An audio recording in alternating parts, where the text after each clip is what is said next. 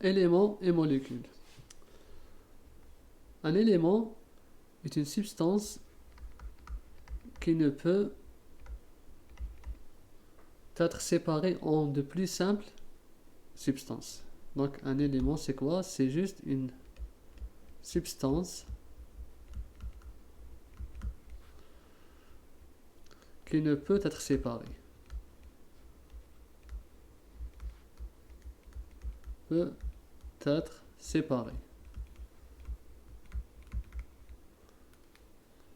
en de plus petites substances.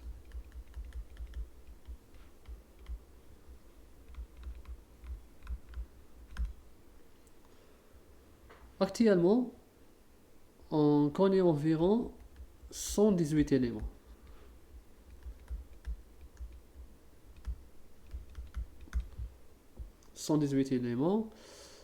Le plus petit d'entre eux, c'est l'hydrogène.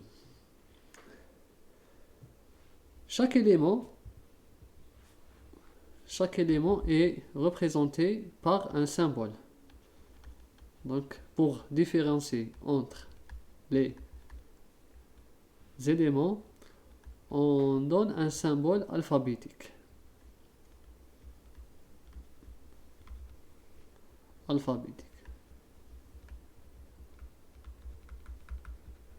Par exemple,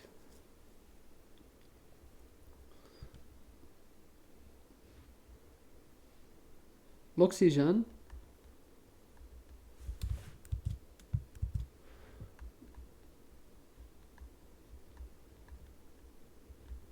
on lui donne le symbole de O.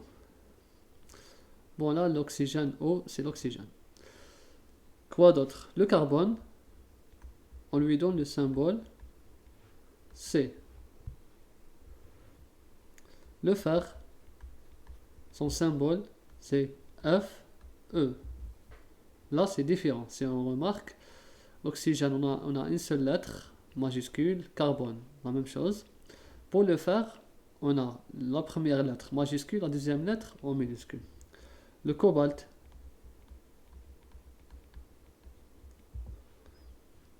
c'est CO.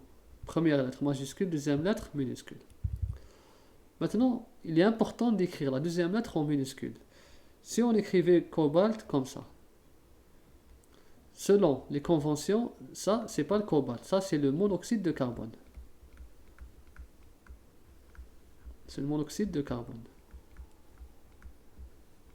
Donc, il est important d'écrire la deuxième lettre en minuscule pour les éléments qui s'écrivent avec deux lettres.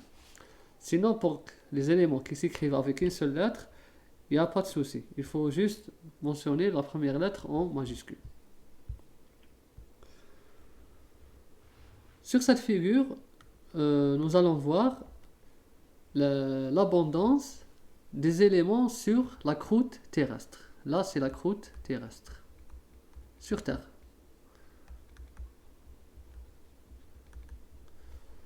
On voit que l'oxygène constitue environ, presque on va dire la moitié de la croûte terrestre. Notre Terre est composée de moitié d'oxygène. 45%, c'est beaucoup. Ensuite, en deuxième position vient l'atome silice. En anglais, on l'appelle silicone. C'est environ le 1/3. Et vient les autres, aluminium, le fer, calcium, magnésium et les autres. Ce qu'il faut retenir, c'est que l'oxygène et la silice, c'est les composants majoritaires de notre croûte terrestre.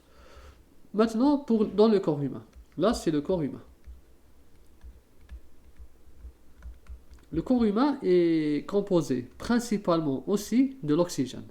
Mais là, c'est encore plus. C'est 65%, presque le 2/3. Presque le 2/3 du corps humain est composé de l'élément oxygène. C'est aussi énorme. Ensuite, 18%, on va dire à peu près le 1/5 en carbone. Le carbone vient en deuxième position et l'hydrogène. Donc on voit bien que le corps humain est composé principalement d'oxygène, de carbone et d'hydrogène. Et bien sûr, les autres éléments, les minéraux, les alcalins comme le nitrogène, le calcium, le phosphore et autres.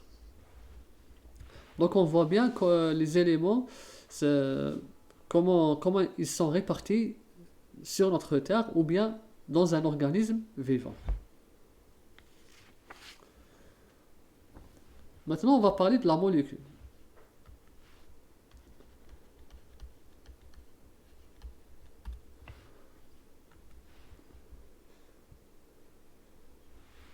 Une molécule est obtenue à partir d'interactions, c'est-à-dire si on a une interaction entre éléments, on va obtenir une molécule. Donc une molécule, on peut dire qu'elle est composée, une molécule est composée de deux éléments